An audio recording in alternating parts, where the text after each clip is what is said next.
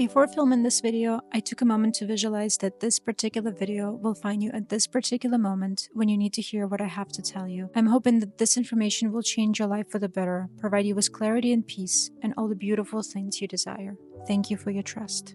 If you think that you suck at visualizing things, you're not, because it's easy for you to imagine the worst case scenario. You're probably doing it every day, every hour, hopefully not every minute, but been there, done that. But what if we were able to flip that? What if we actually trained our brain to see us as the best version of ourselves, to see us succeed and not fail? In today's video, we're talking how we can use visualization to help us stay focused, inspired, and achieve our goals. Not just in manifest kind of way, but in a rewire your brain to make success feel inevitable kind of way.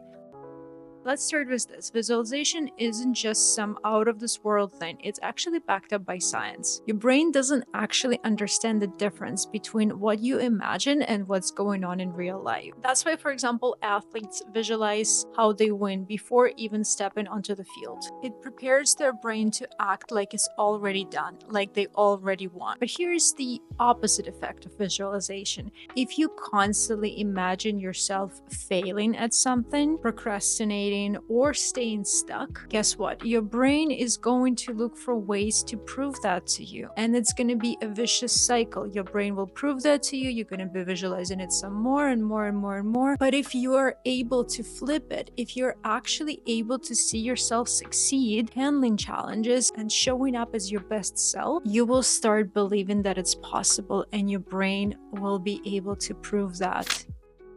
So how do we make this work for us? Here are some practical ways how we can actually add it into our daily lives, not just into some magical way, more like, like positive thinking and all that kind of stuff, but no, in more practical way. I like to keep things real, down to earth, with a little sprinkle of magic.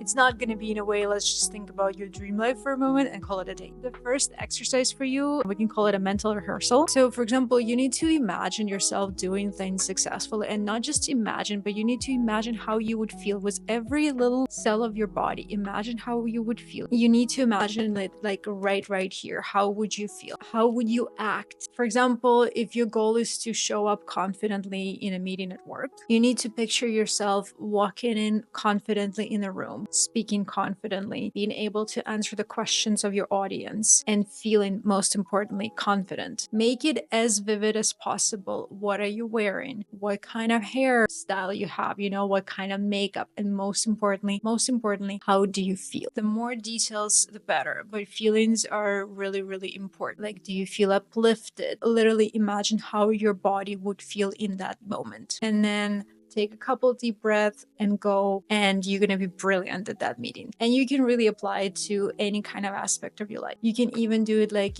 before you're trying to make a new recipe, just to boost a little bit of confidence if you're struggling with that. Or maybe before you send an application to that dream job or anything like that. Vision boards, but we're going to actually make them useful. A vision board is not just pretty pictures on your Pinterest board. They should tell a story. Most importantly, they should provoke some sort of feelings when you look at that vision board. Don't just throw on some random aesthetic pictures from Pinterest. Put pictures, things, quotes that actually trigger real emotions. For example, a quote that fires you up, or maybe a picture of yourself where you felt completely unstoppable, where you were able to achieve something that you thought you'll never achieve. Make it something that actually moves you and reminds you that you are capable to truly achieve anything that you put your mind to. You can utilize journaling as well. So instead of writing about how things are and how you are right now, write it from the perspective of your future self. For example, you can write something like, I am someone who wakes up early, energized and excited about their work or their venture that they're taking right now. Don't write like you're hoping to be that person. Write like you are already that person. Embody that person. Imagine how you would feel. Imagine what you do. Take it even a step further. Write how your ideal day, week, month, year would look like. The empowering that it will give you, it will be absolutely amazing. You can do it like right before you go to bed. In the morning, you will wake up energized and you will be able to confidently conquer that day. Another important thing is visualizing. It's not just about imagining things, it's also about anchoring it down with some sort of action. So after picturing your success, for example, like the end outcome of a certain goal, ask yourself, what's one thing that I can actually do right now that will bring me closer to that goal, and go and do that thing.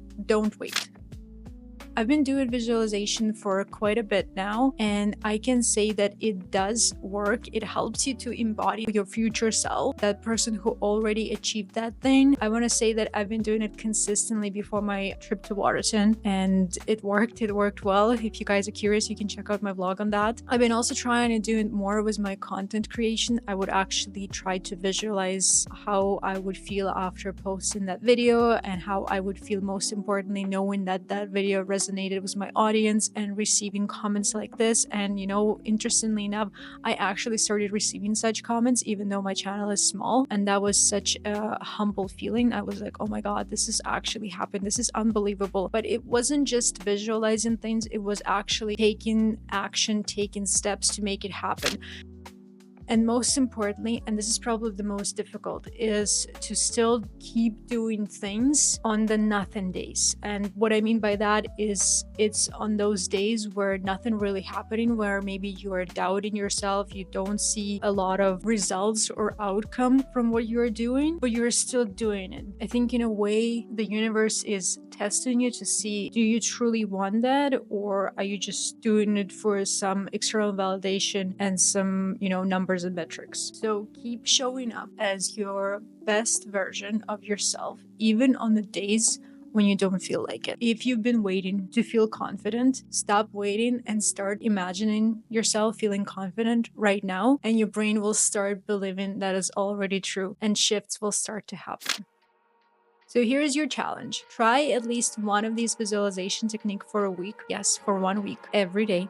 You can try a few different ones if you want, but try to do it every day. And then pay attention. How did it actually shift you? Were you able to do something that you thought you'll never do? Were you able to fight your procrastination or anything like that? Please let me know in the comment section, what technique are you trying? I can't wait to hear it, and I'm curious to know what resonates you. And this is the final video in my Blooming with Intention series. And if you made it this far, thank you. Thank you so much for being part of this journey. And if you haven't watched all the videos in this series, I'm gonna link the playlist in the video description, and I'm also going to show it right here in the info card. So make sure that you check it out. All the videos, they complement each other and they go together. As a little recap, we talked about defining your mission statement, aligning that mission statement with your core values, reverse engineering your goals, and now visualizing your success. At the end of the day, this isn't just about dreaming, but it's actually about making your dream life happen. I'm hoping that you enjoyed this video and enjoyed this series. Thanks again for watching this video. I'm hoping to see you in my next video. And until then, keep blooming with intention.